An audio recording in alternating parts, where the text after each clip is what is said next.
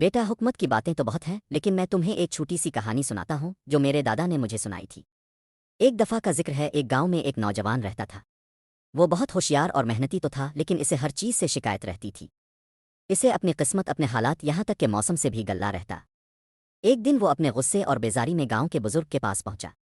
بابا، مجھ سے اس گاؤں میں کوئی خوش نہیں، میری قسمت ہی خراب ہے، میں کیا کروں؟ بزرگ نے کوئی جواب نہ دیا، بلکہ اسے اپنے ساتھ باغ میں لے گئے۔ انہوں نے ایک لیموں کا پھل توڑا اور نوجوان کو دیا۔ بیٹا، اس پھل کا ذائقہ بتاؤ۔ نوجوان نے لیموں چوسا اور فوراً بولا، اف، یہ تو انتہائی کھٹا ہے۔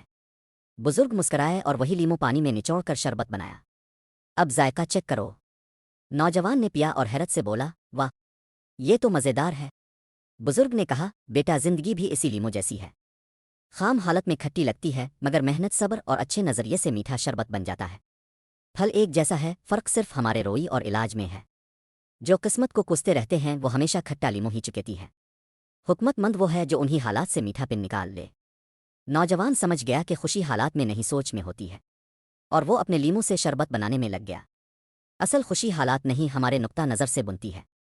زندگی کے دیے ہوئے لیموں سے میٹھا شربت بنانا ہی حکمت ہے۔ آپ کا ایک لائک اور سبسکرائب مجھے مزید بہتر مواد بنانے کا حوصلہ دیتا ہے، ضرور سپورٹ کریں۔